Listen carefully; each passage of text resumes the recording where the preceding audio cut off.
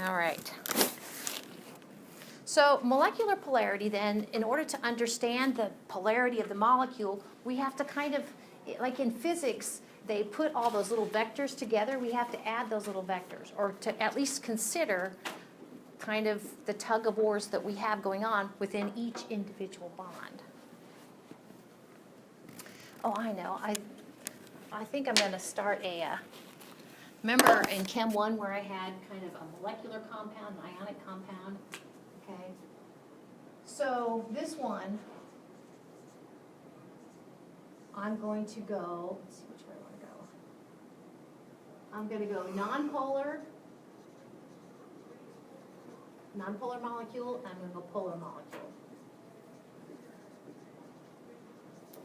Kind of a list, right? Okay.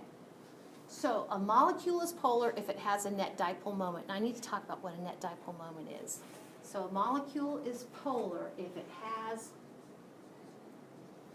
net dipole moment. And before we even talk about it, I'm going to show you the symbol for net dipole moment is mu. Who doesn't love mu? Like, okay?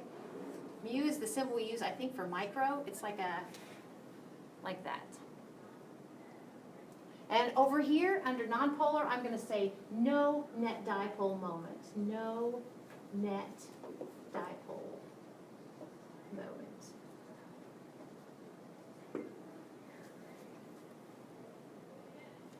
So if somebody asks you for your worth and they want your net worth, okay, they want your all-encompassing worth, right? Which is pretty high, right?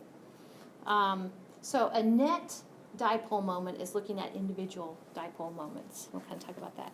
All individual dipole moments is this tug of war. These are individual dipole moments. Okay, those are individuals. We have to add them all together to get the net dipole moment. That's it. It's not that complicated. So if there's no net dipole moment, it's the overall molecule's nonpolar. Okay. So these could be like maybe carbon monoxide molecules. I'm not sure. It doesn't say. But it just says that we have a partially, remember that delta, that lowercase delta means partial. We have partially positive ends, which is electron deficient, partially negative ends, which is electron rich. And basically it's between two things where there's no field applied. So we get a current applied, and one of those plates turns positive, and one of those plates turns negative. You can see up here we have positive over here on the right, and we have negative over there on the left. The cool thing about polar molecules, and I think I'm just going to go ahead and line it up with polar molecules, is that they will be affected by a positive and negative field.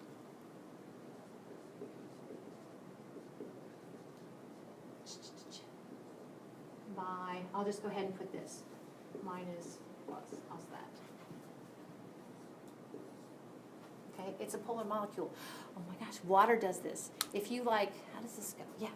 If you take a comb and create a current on your comb, okay, and then hold your comb up to a stream of water that's dripping, okay, and actually you will deflect the water by your comb. Is that not cool or what? Mm-hmm. That's kind of what's going on here. I just think that is so cool, but I'm easily impressed. Okay, so you can see how they're orienting themselves. The the other thing is recognize partially positive ones are lining up with the negative plate. Partially negative ones are lining up with the positive plate. All right. So these are polar molecules. These are polar molecules. Now, if you only have two atoms connected together, it's pretty obvious if it's a polar molecule or not. If you have any sort of mismatch, a partially negative, partially positive region, you have a polar molecule. So HF is an example of a polar molecule. The fluorine is more electronegative, so it's partially negative. Hydrogen is partially positive because it's got a lower electronegativity. Where did my... There it is. Okay. This is a polar molecule. Just like I told you a minute ago, water is deflected by a charge. Okay. It's a polar molecule. Let's see. This works well. Okay. So those dots around the oxygen, those are two pairs of lone pair electrons, if we were to draw the Lewis structure, okay? That oxygen atom has undergone, let's see, it's got what? Oh, goodness, cut myself. It's got 2 sigma bonds and 2 lone pair electrons, so 2 plus 2 is 4. So if you look back at this thing, 4 is tetrahedral as far as the electron pair geometry around the oxygen atom. It's tetrahedral, but that helps explain kind of why its shape, and I didn't talk much about this in Chem 1, the shape is bent. It's totally bent.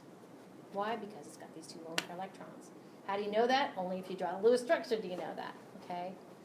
So that's what we have going on here. So we have a tug of war. The hydrogens are lower electronegative, so they're partially positive, partially negative. Okay, so that's the polarity of your water molecule. All right, let's go to ammonia. In ammonia, now, instead of an oxygen, we have a nitrogen in the middle. Again, these are hydrogens. This is ammonia. It has 1 lone pair electron here.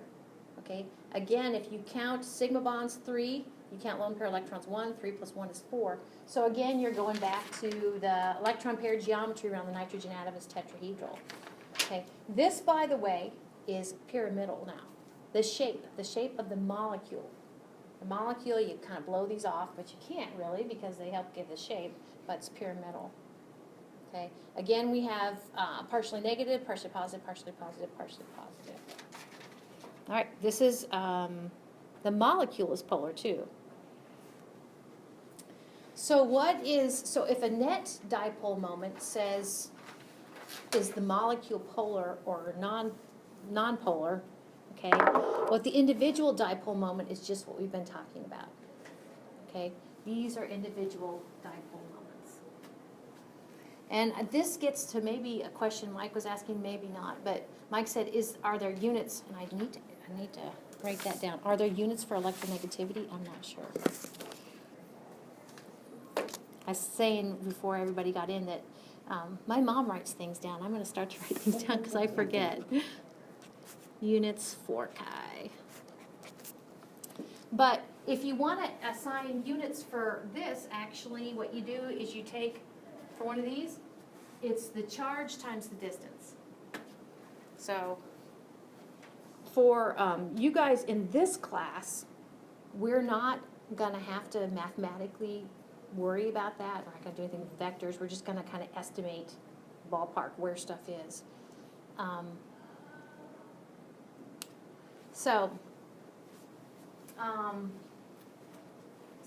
yeah.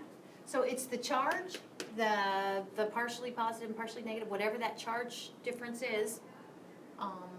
Here's the charge difference times the distance over which it's basically the bond, the chemical bond between those two atoms. So it's coulometers, and that ends up being a debye. So your individual dipole moments are debyes. I just like saying debye, which is a coulometer. Okay. Okay. So here's something now to add to our list. Let's see. So we're just going to eyeball these. We aren't going to do the whole vector analysis. If oppositely charged centers coincide, then the molecule is nonpolar. So under nonpolar, I'm going to put oppositely charged centers coincide.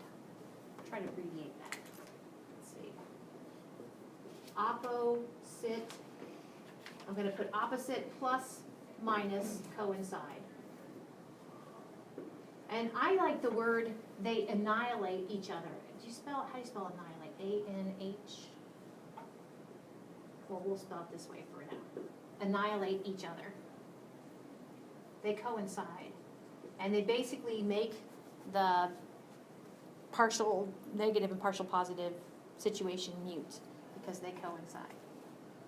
Okay, it's nonpolar. If the centers of, if the opposite positive and negative don't coincide, then you end up with a polar molecule. Opposite pluses and minus do not coincide. And what we're going to see is that you kind of look for where the center of positive is, and that's where your net dipole moment is going to begin, and it's going to go to where the center of negativeness is. Okay. Now, the reason that polarity is so important is that it's kind of a fundamental. Have you ever heard opposite or like dissolves like? Okay, like dissolves like. That's the polarity thing. There's so much. If something's a high boiler, a lot of times it's because of its polarity. Something's a low boiler means it's nonpolar. Okay, so we're going to be talking about volatility and that sort of thing. So whether a molecule is not polar or polar is a player in kind of how that molecule is going to behave physically, I guess I'd say. All right. So, carbon dioxide. Let's just for kicks, let's draw CO2 right quick. So CO2, let's draw the Lewis structure. So there's one carbon atom, and how many electrons does it bring? 4 valence electrons, perfect. There are 2 oxygen atoms. How many valence electrons? 6. Okay, oops, it's 12. Guys, make sure I do this right or we're going to be here forever. So I got a pot of 16 valence electrons. Okay, so I'm going to draw my preliminary carbon in the middle, sigma bond oxygen, sigma bond oxygen. I've got 4 electrons shown there. I got 12 I can divvy out. Okay. 2, 4, 6, 8, 10, 12. So far so good. Okay. Need to make the carbon happy. So we're going to go ahead and swing in and swing in. So we basically end up with a carbon, double bond oxygen. We have, oxygen has 2 pairs of lone pair electrons, carbon single bond or double bond oxygen. Okay. We good with that? Okay, cool. When you swing from one side to the other, does it matter if they're from the top or the bottom? Or Right, it does not matter. Okay. Mm-hmm. It totally does not matter. So I just mentioned that because I look at this, I'm like, that's not a Lewis structure. You know, that's not a pot of valence electrons. So we know that actually all it's missing is these oxygens would have 4 electrons around them.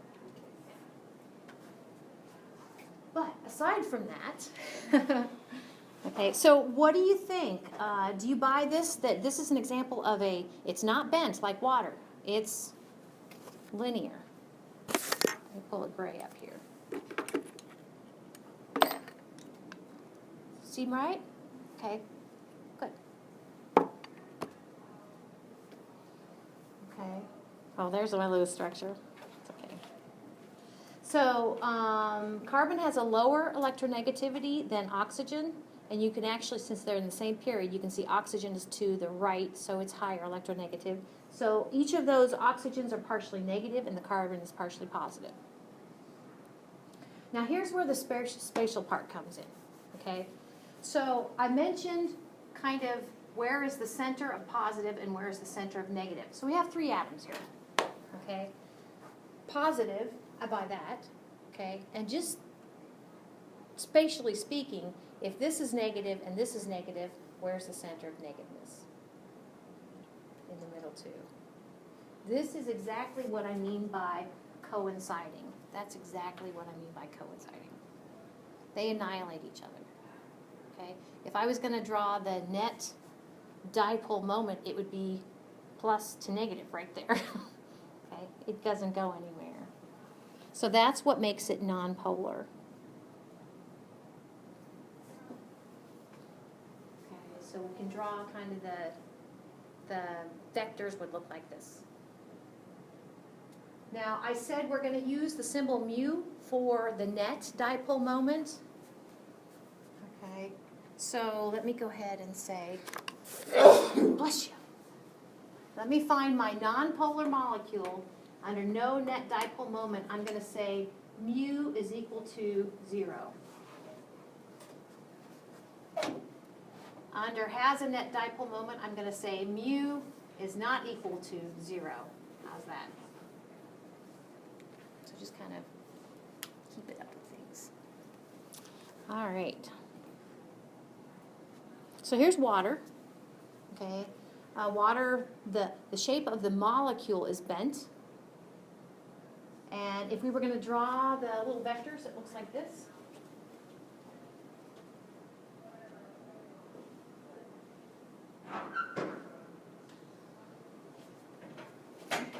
So here we go. Here's our water. Okay, so partially negative, partially positive, partially positive. So where's the negative? The center of negativeness? In the middle, yep. Oh, right here, in the black, yeah, because that's the only one atom that's negative. Where's the center of partial positiveness? Right here, yeah. So basically we have the positiveness would be right between these guys. So this right here, that is our net dipole moment. Positive up.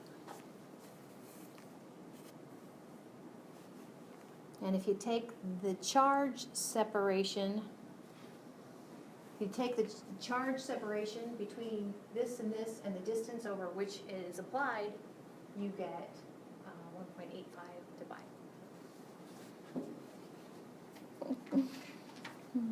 Okay, so water, since the net dipole moment is not equal to 0, it's 1.85, then it's a polar molecule.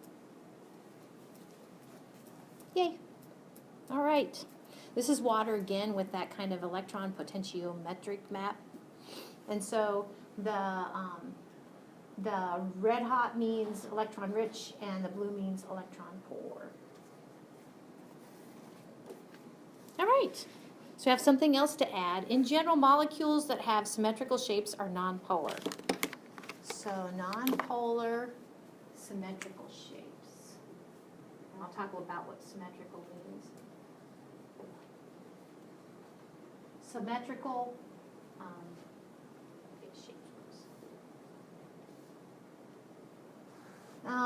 and so then if you don't have much symmetry, then you're probably looking at a polar molecule.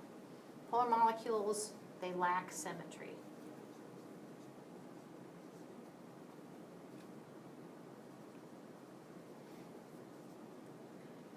Can't spell. Okay. All right. So I don't really feel too guilty, but I'm just a little guilty because we spent a lot of time talking about electron pair geometry, which includes lone pair electrons and sigma bonds. But now, in order to interpret a molecule, we actually have to talk about molecular shape, the shape of the molecule, which is inferred by the electron pair geometry. Okay, so these are molecular shapes, shapes of a molecule. The shape of a molecule can be tetrahedral, which that name sounds familiar. I'll go ahead and show you what that would look like. This would be tetrahedral. Now notice that I'm being careful to go ahead and tetrahedral just simply means that, how do I say this? That each of those hybridized orbitals is being occupied by a sigma bond connecting it to another atom, tetrahedral. Trigonal planar looks like this. Let's go with white again.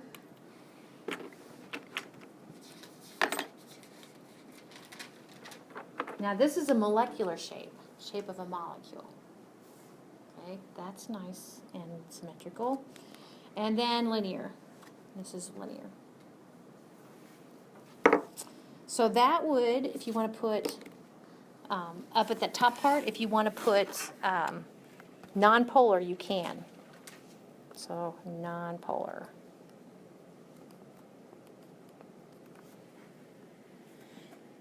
So these shapes then are generally considered non-symmetric or not symmetric. And with these, you're going to have a net dipole moment. Your centers of positiveness and negativeness will not coincide.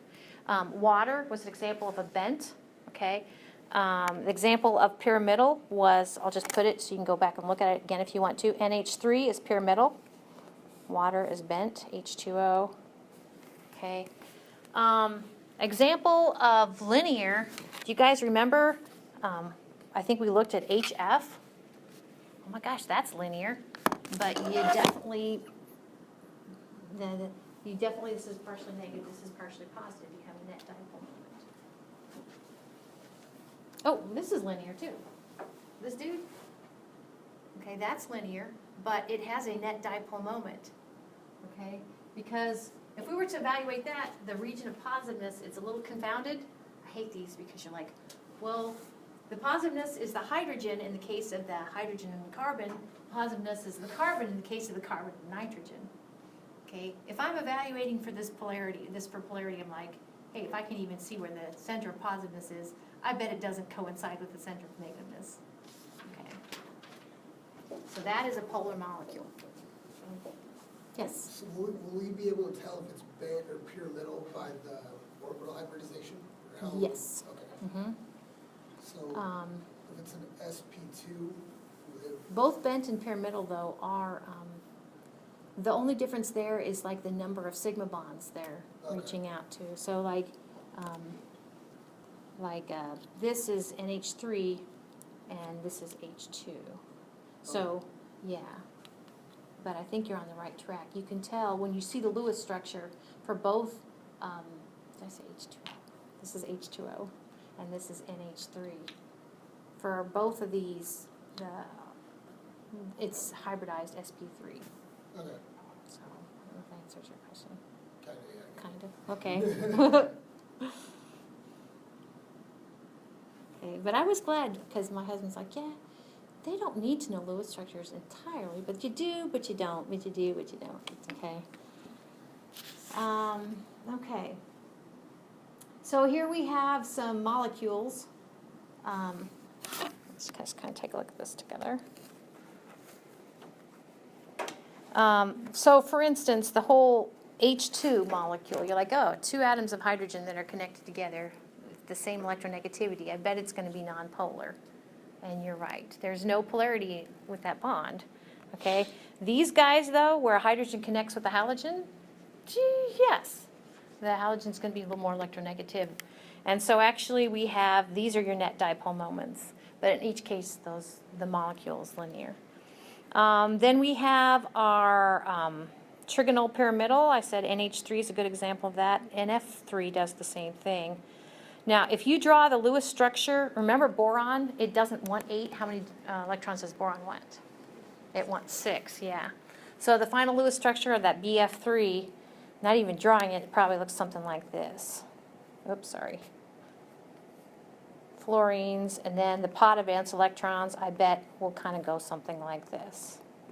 Once you draw enough Lewis structures, you're like, oh, I bet that's it, and I bet that is it, because boron's happy with 6. Okay, so notice then, I think that's kind of unique to me, I think. So if we look at that, if we had that Lewis structure, and you're like, oh, okay, that means that the boron has 3 bonds, sigma bonds, so that's 3, it has no lone pair electrons, so you're looking at sp2, orbital hybridized. Okay, so this is what it looks like.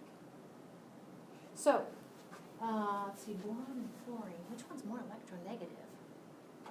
Oh, yeah, we can do that. Which one's more electronegative? Fluorine. Yes, fluorine, very good. Yes, exactly. So we have partially negative, negative, negative, and positive. Okay, so where would the center of negativeness be? In the center. In the center, yeah. So it's a spatial thing. It really is a spatial thing. Yeah. So that's why it's nonpolar. Is it, excuse me, Gracie, is it like a mechanical canceling out to, like if there's a zero-sum balance, then it's Right. nonpolar? Yeah. Okay. Yep. Just want to make sure that's what Yeah. I'm getting. Yeah, and mathematically, your positiveness and negativeness are, and I use the word annihilate, but cancel, same thing. Okay. Here's some other molecules with 3 atoms. Water's bent, H2S. Notice oxygen and sulfur, same period, so you kind of have the same sort of Lewis structure. SO2 will be bent, and CO2 will be in a straight line, and I think yeah. Okay, but the region of positiveness and the region of negativeness coincide. So it's a spatial thing, I think. And then these actually have 5 atoms that are connected together. Methane looks like this, CH4. And we're going to talk a little bit about this. Notice that actually all these compounds have carbon in the middle, but we kind of do some substituting. So you can have them all hydrogens like this, or you could take one out and replace it with a chlorine. This would be the next one, the CH3Cl. CH3Cl, yeah. Okay. So now things get kind of a little bit confounded. Your regions of positiveness and negativeness do not coincide. But if you go back to CCl4, you're back to them all coinciding. Okay. So, looking at carbon with fluorochlorines, this is what that looks like. Looking at carbon with 3 chlorines and a hydrogen, this is what that looks like. Now, when they were all equal, you guys would tell me chlorine is more electronegative, so you have negative, negative, negative, negative, positive. So the center of negativeness is where the center of positiveness is. Okay? If I substitute one out here, it's kind of like I said over here. We kind of have a little bit of a confounded issue, because in the case of, this is my hydrogen now. This is hydrogen and these are chlorines. Oh goodness, this is my hydrogen. In this case, actually, the carbon is partially negative and the hydrogen is partially positive. So you definitely have a net dipole moment for this one. That's why the caption, nonpolar, polar.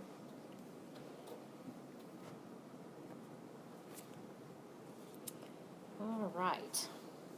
So we looked at this in Chem 1. These central atoms, the carbon, the nitrogen, the oxygen, the atom in the middle, they have all undergone sp3 orbital hybridization. But we end up with a tetrahedral. This one is tetrahedral, this is pyramidal, and this one's bent. I'll write that down. I sit down, write it down. Tetrahedral.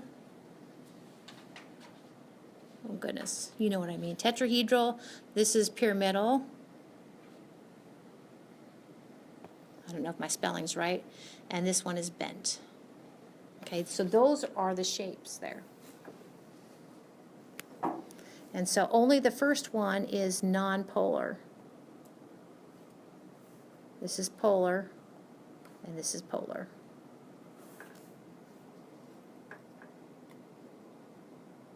Okay?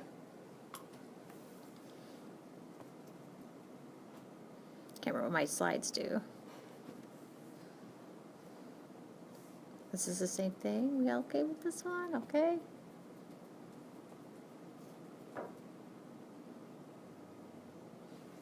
So spatially, if we were going to go ahead and pick on this one, carbon would be what? Partially negative, partially positive, partially positive, partially positive, partially positive. So you can see where the positives converge on the negative. Okay. For ammonia, we have partially negative, partially positive, partially positive, partially positive. So the positives are lurking underneath the partial negative one. And then, of course, over here, we have partially, red's not going to work, is it? We have partially negative, partially positive in this bent molecule. So again, the partially positive is kind of hovering underneath the partially negative.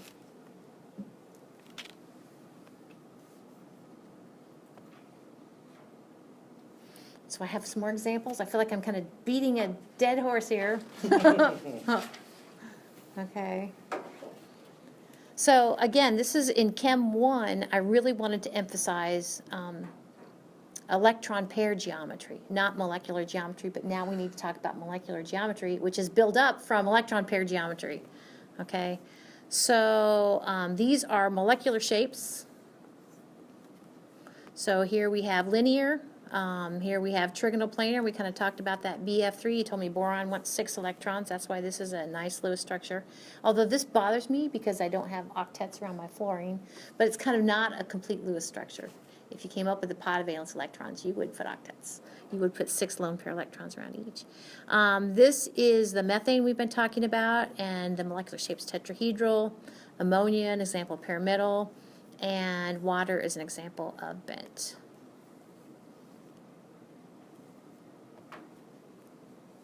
Okay.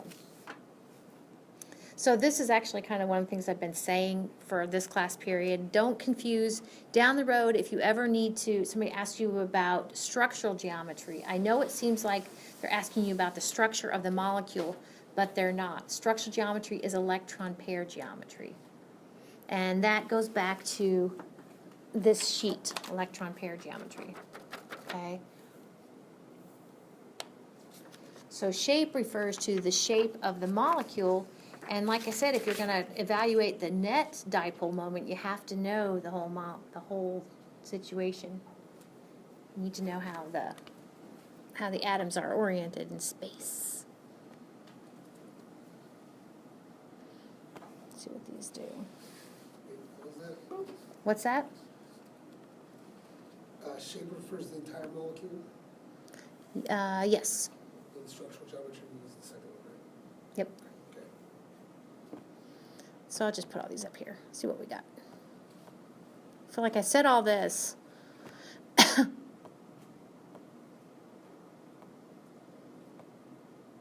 Okay. So it kind of, I'm hoping you're starting to see maybe with symmetry, you end up with it being nonpolar, no net dipole moment. And if you lack symmetry, then you're going to have an offset with your positive and negatives, and you're going to have a polar molecule.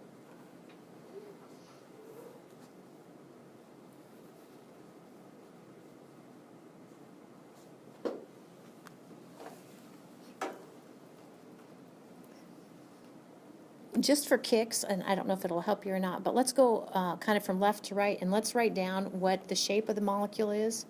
So what's the shape, did I say, of carbon monoxide there?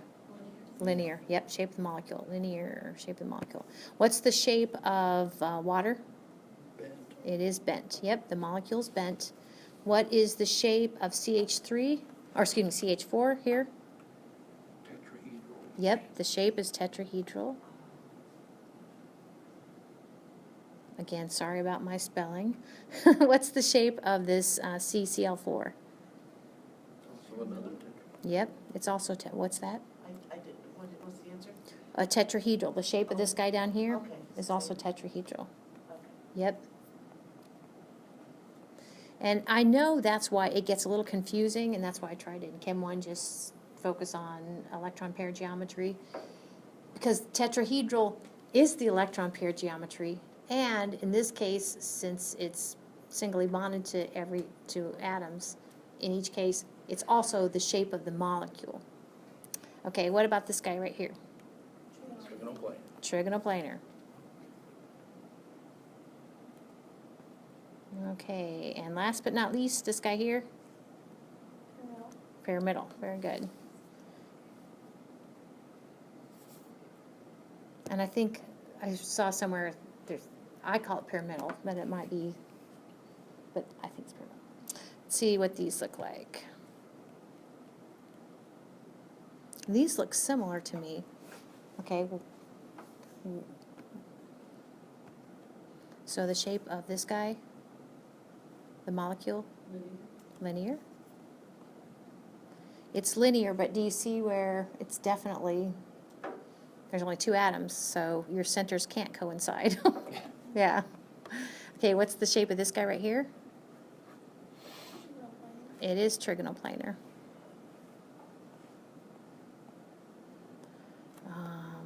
What's the shape of this guy? Linear. Linear. And last but not least, Trigonal planar. what's that? Trigonal planar. It's trigonal planar. What were you thinking? I'm getting mixed up between the trigonal planars and the tetrahedrals, that's all. trigonal 3. Think 3 scattering around on the edges. Yep, trigonal planar. But do you notice this is a good example of why is this one up here polar and the one down here, why is it nonpolar? Oh, this is nonpolar. Why is that?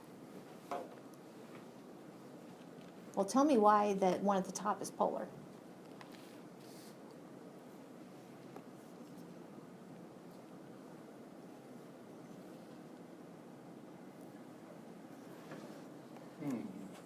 Because there's a greater distance between the charges. Because there's a greater distance between the charges. The oxygen is going to have a negative charge, and the chlorine, they don't have a negative charge too? I think you're onto something. And then, but one is a stronger negative charge, so it pulls it, like, because there's 2 bars? No, No? no, the 2 bars is just a double bond. Okay. So to evaluate polarity, we can find the center of negatives and center of positiveness. So, oh, I see. Yeah, they're the same. Yeah, we have, what is it? Looks like partially negative, partially negative, partially negative, and partially positive, right? But, and I think this might have been what you said, Mike, or maybe you said that too. This guy is stronger than these guys are weaker, okay? So that actually makes it, our partially positive is, they're kind of showing the net dipole moment is kind of starting down here and going up. Since they're not equal, if this was equal, these 3 were equal like it is with this guy down here, Because they all have it'd be right here. But it's not, so it kind of is off center. Our center of negativeness is off center. Whereas the center of negativeness on that one is all even because they all have the same exact. Is the center closer to the oxygen molecule or further away from it, it seems? It looks like it's kind of tugged, the center of positiveness looks like it's kind of tugged this way. That's kind of what I'm reading that. Very good. I know. So if they're not equal, then the centers don't coincide. So I think we're all good with that. Okay, so assignment slide. Dun, dun, Hey, dun. first assignment slide. I know, right? Let me see if I have these. Oh, I think I probably do. 10.81. Where did the year go? Here we are. CHM175.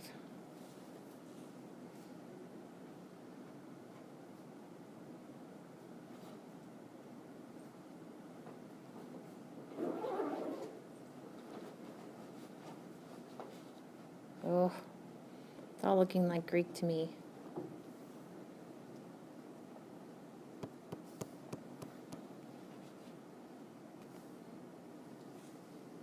$81.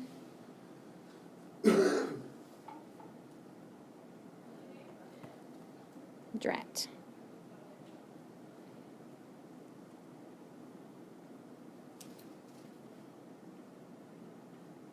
Oh, hey, I win. Okay, cool. Okay, so 81 looks like this. Remember the ones that are odd, you have the answers to in the back of your book. Predict the shape of these molecules. In my notes, I said, when I say shape, I mean molecular shape. And that goes on to say, you're supposed to say which one would have a net resultant dipole. In other words, mu is not equal to 0. So which one are polar and which are nonpolar, basically. So you have to draw the Lewis structure. So it'd be easier to draw the Lewis structure. Yep, that's what I think. Just me. The next one looks like this. Oh, may I go ahead and say it? Go on to the thing. Go on to the end. Okay, so here's my hints. Draw the Lewis structure, okay? And in the blue, I say how you do it, and we did it here. And then consider the Chi's electronegativity of the atoms. Identify positive, negativeness. If they do not coincide, it's polar. Just kind of what we've been talking about. 82 looks like this, basically the same as 81. Okay. 83, it's the peroxide molecule. And I think here, let me scoot to the end. I go ahead and I brought this in from the internet. This is actually what H2O2 looks like. Okay. I just thought it was a little confusing. The question's confusing, so I'm helping you along. I'll go ahead and push these hints out there as PDFs. Okay.